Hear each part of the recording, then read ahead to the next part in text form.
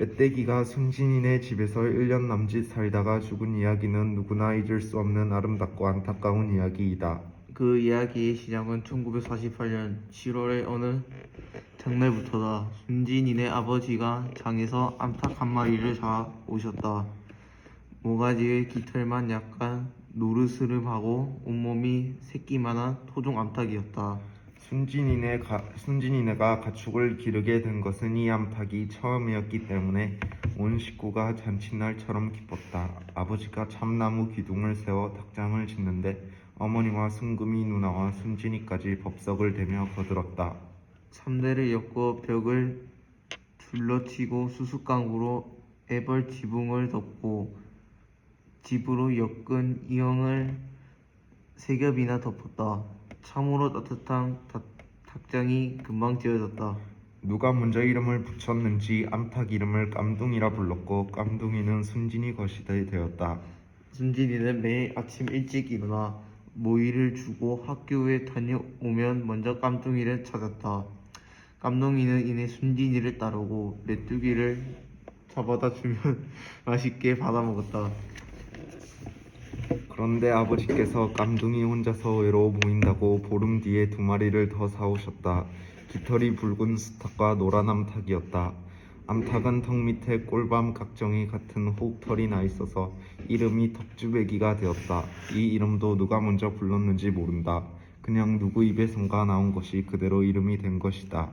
턱주베기는 순금이 것이 되었다. 턱주베기는 빛이 노랗고 눈이 새까맣기 때문에 참 예뻤다.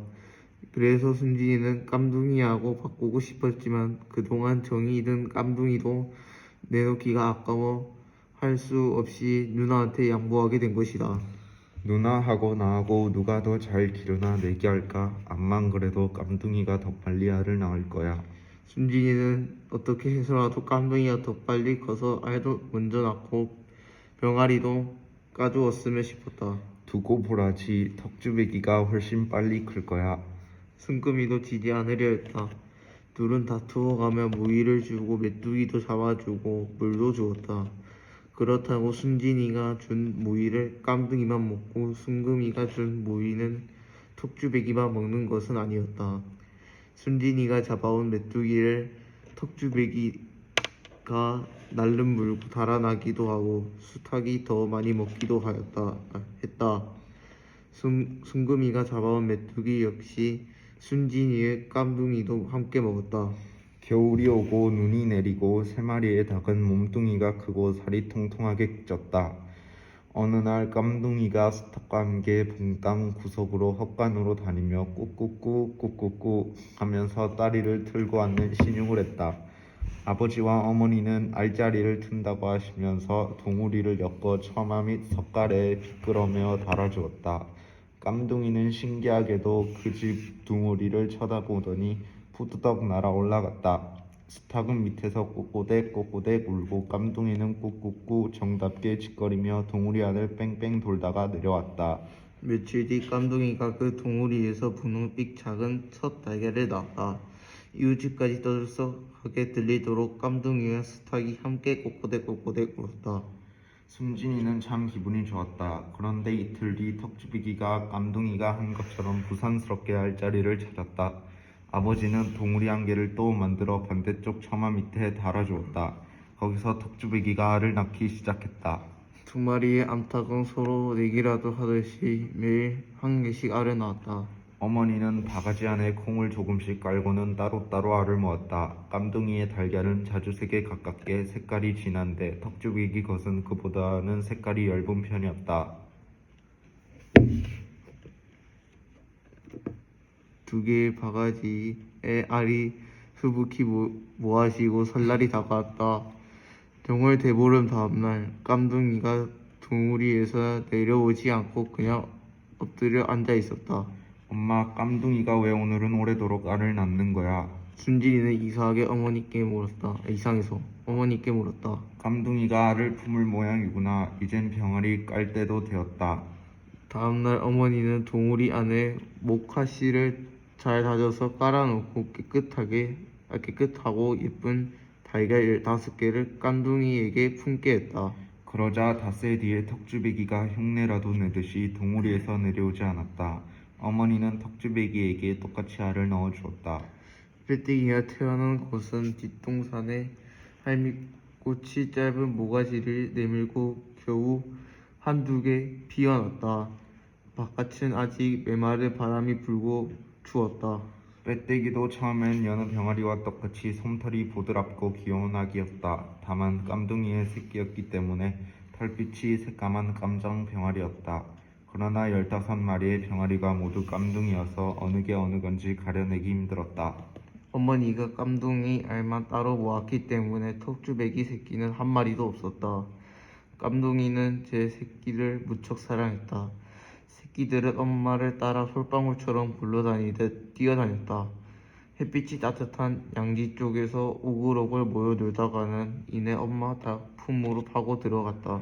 그런데 사고가 일어난 것이다. 저녁 때 아버지가 건넌 빵 아궁이에 군불을 지펴놓고 자리를 뜬 사이에 엄마 닭이 새끼들을 데리고 아궁이 앞을 지나갔다.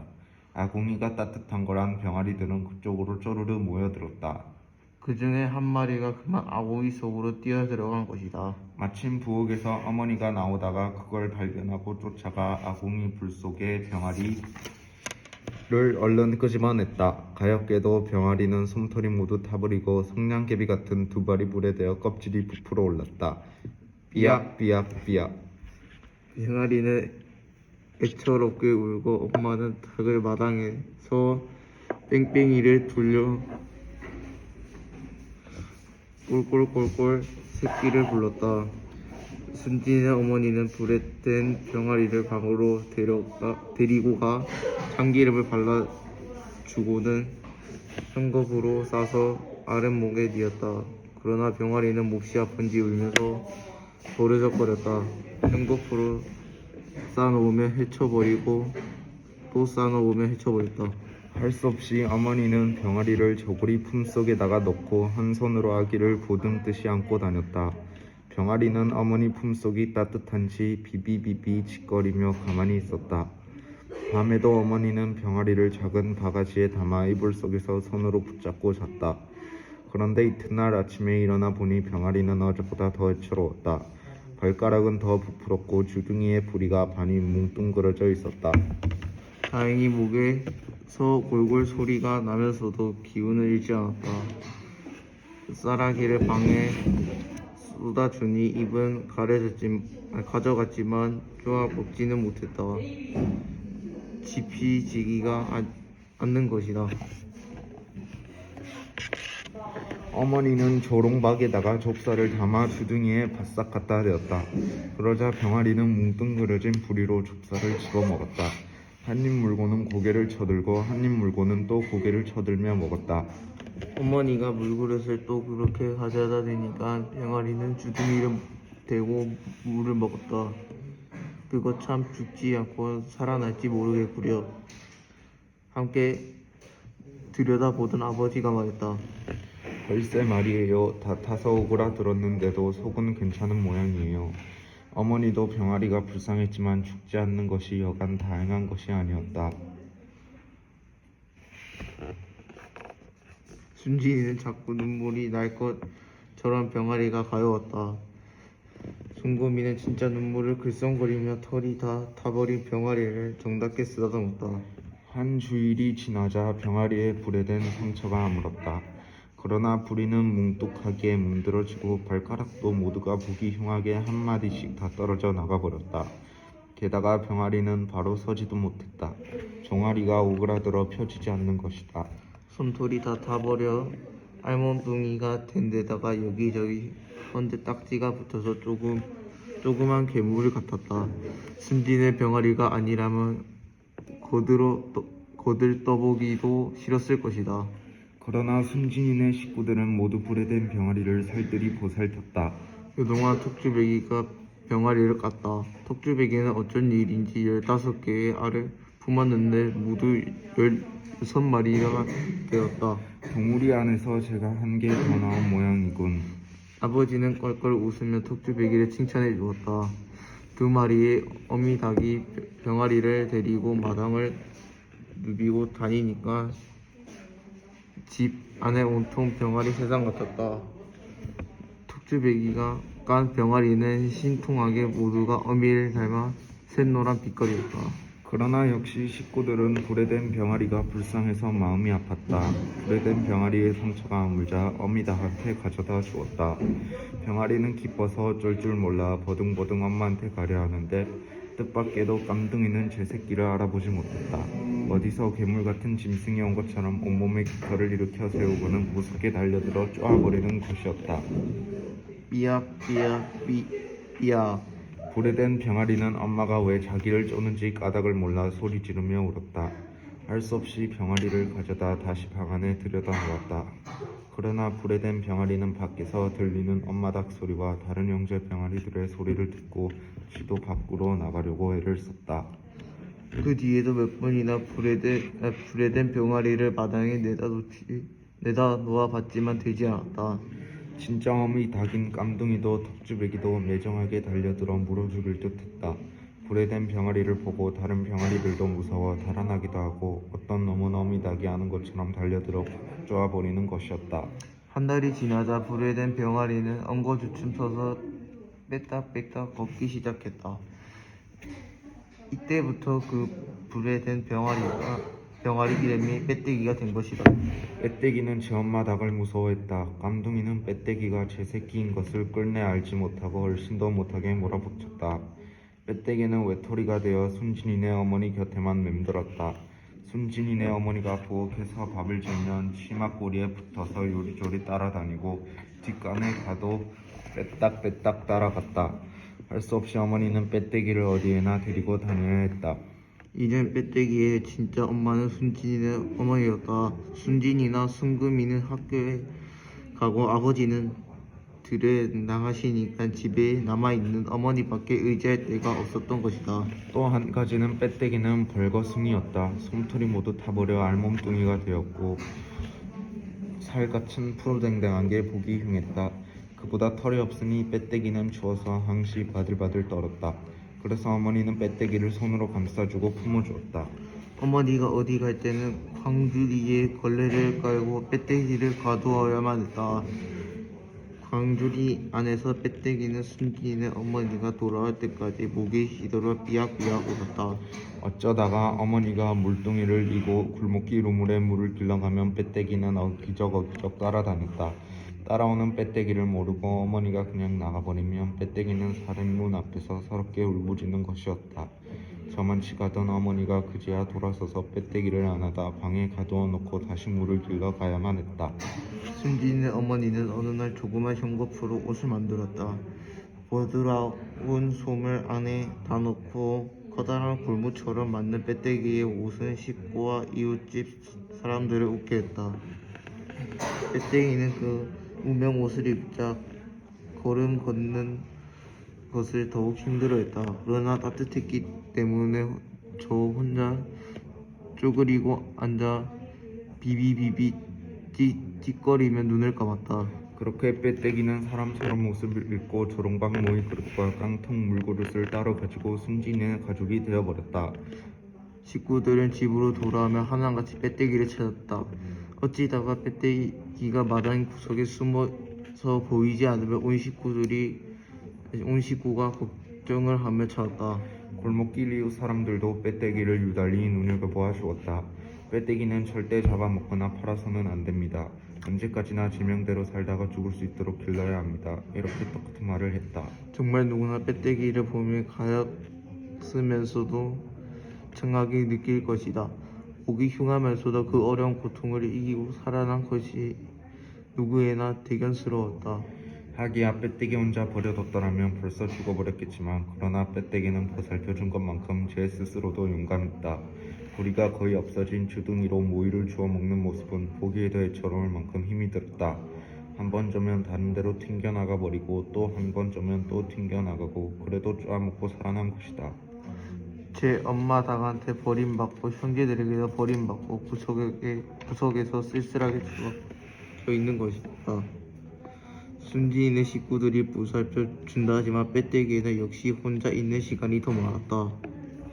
다른 병아리들은 어미 닭 품속에서 잘 때 빼떼기는 아픈 몸으로 바가지 안에 혼자 자고 다른 병아리들이 어미닭을 따라다니며 어미닭이 잡아준 지렁이와 땅강아지를 서로 뺏고 뺏기며 물려다니는 것을 멀찌감치 구경만 했으니 얼마나 가슴 아팠을까.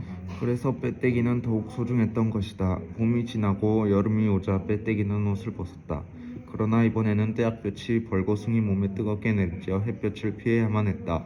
다른 병아리들은 솜털이 모두 빠지고 새 깃털이 깨끗이 나서 보기도 좋고 땡볕도 가려주었지만 빼떼기는 깃털도 영영 나지 않을 것 같았다. 다른 병아리들의 몸뚱이도 커지고 암놈과 순놈이 뚜렷이 구별되기도 빼떼기는 조그맣고 암놈인지 순놈인지도 알 수 없었다. 깜둥이와 턱주베기는 이제 다른 새끼들도 데리고 다니지 않았다. 사정없이 쪼아버리고 저 혼자만 식탁을 따라다녔다. 그래서 병아리들도 모두 저희들끼리 물려다녔다. 빼떼기는 제 형제들 틈으로 들어가 올리려 애를 썼다. 다행히 다른 병아리들이 더는 빼떼기를 해코지하지 않았다. 그러나 몸뚱이가 반밖에 안 되고 털이 없는 빼떼기는 골목길이나 다른 먼 곳까지는 따라가지 못했다. 빼떼기는 역시 혼자 오독하니 텃밭 옥수수 그늘에서 놀았다. 다른 병아리들이 동무리에서 닭장으로 옮기고 회 위에서 함께 자는데 빼떼기는 여전히 바가지에 당겨 혼자서 잤다. 빼떼기의 벌거숭이 몸통에 드문드문 깃털이 나기 시작한 것은 담장에 열린 호박이 누렇게 익은 가을이었다. 영 깃털이 나지 않을 것 같던 몸뚱이에서 하나 둘 새까만 깃털이 돋아난 것이다. 그와 함께 머리 꼭대기에 새빨간 볕이 뽀조로록 내밀었다. 야, 빼떼기는 수탉이야. 정말 수놈이구나. 죽지 않고 씩씩하게 살아났구나. 식구들은 빼떼기의 깃털이 돋아난 것이 무엇보다 기뻤다. 이웃 사람들이 빼떼기의 다른 이름을 모기덩어리라 부르며 놀리는 것이 순진이는 듣기 싫었던 것이다. 엄마, 빼떼기 발톱도 새로 돋아날까? 순진이는 뭉툭한 빼떼기의 발가락에 발톱이 돋아나고 엉거주춤 서서 걷는 것도 똑바로 일어서서 걸었으면 싶었다. 웬걸 발톱까지는 나기가 어려울 거야. 모두 타서 마디까지 떨어져 나가 버렸는걸. 어머니도 안타까웠지만 그것까지 바랄 수는 없었다. 정말 빼떼기는 볕도 가지런히 톱니 같지 않고 맨드라미처럼 밋밋한 볕이 삐딱하게 돋아났고 깃털도 영 엉성했다. 그러나 그만만 해도 수탉이라는 것을 누구나 알 수 있게 되었고 겨울이 추워도 견딜만 했다. 빼떼기의 문제는 이제 한 가지만 남았다. 석자 높이나 되는 닭장문을 날아 올라가 엄마 닭, 형제 닭들과 함께 회에서 자는 일이다. 이제는 몸뚱이도 웬만큼 커서 언제까지나 바가지에 담겨 잘 수는 없었다. 어느 날 순진이는 아버지는 빼떼기를 위해 닭장 문에다 굵은 솥가리로 사다리를 만들어 미스듬히 걸쳐 놓았다. 빼떼기는 다른 닭들이 닭장으로 들어가면 저도 올라가고 싶어 아래에서 서성대며 삐딱하게 쳐다보는 것이었다. 빼떼기는 걸쳐놓은 사다리를 딛고 올라가며 애를 써보았다. 그러나 두어 발짝 올라가다가는 미끄러져 떨어져 버렸다. 빼떼기는 왜 떨어져 버리는지 까닭도 모르고 다시 한번 올라가려 했다. 그러다 뭉툭한 발가락은 솥가리에 감긴 새끼줄을 붙잡지 못해 금방 떨어지곤 했다. 할 수 없이 아버지는 빼떼기를 붙잡아 닭장 안에 넣어 주었지만 걸쳐놓은 회 위에 올라가지는 못했다. 발톱이 없어 역시 회석가리를 붙잡지 못하기 때문이다. 그러나 빼떼기는 아카시아 가지를 엮어 닭장 중간에 받쳐놓은 바닥에 앉아 비비비비 칫거리며 엄마 닭과 형제들과 함께 있게 된 것을 기뻐하는 것이었다. 빼떼기는 사람으로 치면 뚱이다. 오래도록 병아리처럼 삐약삐약 울었다. 다른 병아리들은 벌써 큰 닭이 되어 장에다 내다 팔았다. 3마리씩 5마리씩 다리끼에 담아 순진이네 아버지가 장에 모두 내다 팔고 깜둥이 새끼 2마리와 턱주베기 새끼 3마리만 남았다. 큰 수탉은 할아버지 제사 때 잡아서 쓰고 닭장에는 깜둥이와 턱주베기와 새끼 닭 5마리 그리고 빼떼기까지 8마리가 있었다. 턱주베기 새끼 수탉은 벌써 커다란 장닭이 되었다. 새벽이면 해를 치며 힘차게 꽃기어 울었다. 겨울이 왔지만 빼떼기는 여전히 닭장 바닥에 혼자 떨어져 잤다. 해 위에서 다른 닭들이 똥을 누면 빼떼기 등에 떨어졌다. 아침에 일어나면 빼떼기는 등에 닭똥이 지저분하게 묻어 있었다. 그러나 낮 동안 빼떼기는 양지 쪽에 앉아서 부지런히 뭉툭한 주둥이로 등에 깃을 비비고 훑으며 깨끗이 닦았다. 빼떼기도 모양을 내고 싶은 모양이었다. 순진이네 식구들은 빼떼기가 하는 짓을 하나하나 눈여겨보면서 대견스러워했다. 엄마, 빼떼기는 왜 아직 큰 소리로 울지 않을까? 이젠 볕이 저만큼 다르고 몸뚱이도 큰데. 순진이는 어머니에게 물어봤다. 빼떼기는 그동안 죽을 고기를 넘겼잖니. 그러니까 자라는 것이 아주 늦은 거야.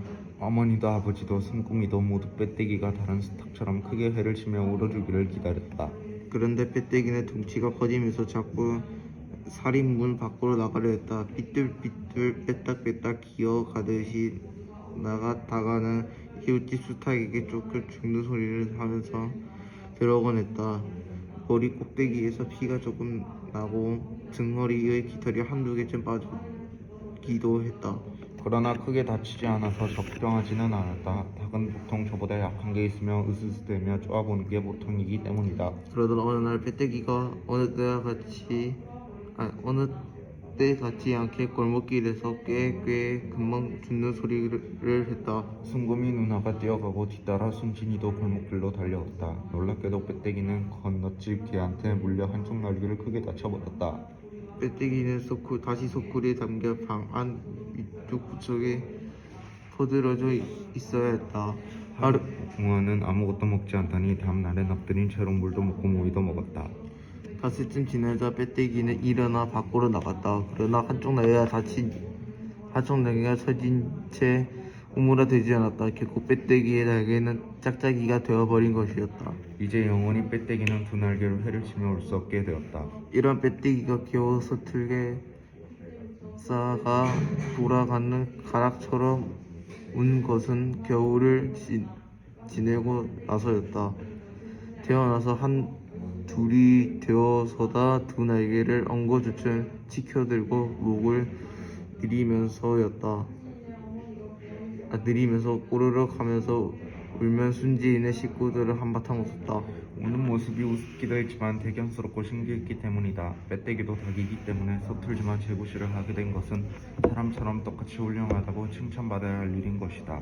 순진이네는 이번 봄에도 병아리를 내렸다. 톡주베기의 새끼와 깜둥이의 새끼가 모두 33마리의 병아리를 까서 집안을 병아리들로 가득 찼다. 그동안 턱주베기와 깜둥이가 팔려나가고 새끼 수탉 1마리와 병아리를 깐 암탉 2마리 그리고 빼떼기까지 4마리만 남았다.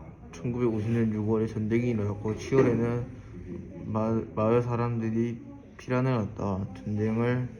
전쟁은 사람들에게만 고통을 가져다 온 것이 아니라 모든 가축에게도 홍수처럼 밀려와 쓸고 갔다. 순진이네는 피란을 떠나기 전에 닭과 병아리를 모두를 내다 팔았다. 닭이야 보통 먹이다가 팔기도 하고 잡아먹기도 하는 것이지만 1마리 2마리 팔려갈 때마다 순금이나 순진이는 섭섭한 마음에 울기까지 했다. 그런데 그렇게 고생 기르다 빼떼기를 어떻게 해야 할지 참으로 괴로운 일이었다. 이것도 장이 내다 팔지. 아버지는 그렇게 하는 것이 좋을 듯 했다. 빼떼기를 보고 누가 사가겠어요. 안 그래도 장에는 닭들이 너무 많아서 팔리지도 않는다던데. 어머니는 차라리 그냥 버려두고 떠나자고 했다. 안돼, 다래끼에 담아 가지고 데리고 가. 순진이는 빼떼기를 꼭 껴안았다. 순금이도 그렇게 하자고 하면서 순진이가 안고 있는 빼떼기의 등을 쓰다듬었다. 아무것도 모르는 빼떼기는 눈만 또망또망 뜨고 보고 있었다. 이러지도 저러지도 못하고 있다가 결국 아버지가 마지막 결정을 지었다. 할 수 없다. 본래부터 짐승을 키우는 건 잡아먹기 위한 것이니 빼떼기도 우리가 잡아먹자. 아버지는 앞집 태복이네 아버지를 불러 빼떼기의 목을 비틀어 달라고 부탁했다. 빼떼가 지금 나라에 전쟁이 일어나서 우리는 피란을 가야 한단다. 그래서 너 혼자 두고 갈 수도 없고 데리고 갈 수도 없어. 어쩔 수 없이 너를 잡아먹는다. 너도 그 편이 제일 좋겠지. 아버지의 말에 빼떼기도 그렇다는 듯 꾹꾹꾹꾹 짖거렸다. 태복이네 아버지가 손잡두로 빼떼기의 목을 자르려 하자 어머니는 얼른 부엌으로 들어갔다. 순금이와 순진이도 따라서 부엌문 뒤로 숨었다. 곧이어 건너방 아궁이 앞에서 푸드덕푸드덕 몸부림치는 소리가 들렸다. 순금이와 순진이는 숨이 꽉 막히는 것 같아 가슴이 답답해졌다. 어머니가 치마 꼬리를 걷어 올리며 눈물을 훔치고 있었다. 빼떼가 순금이와 순진이 눈에도 그렁그렁 눈물이 괴었다.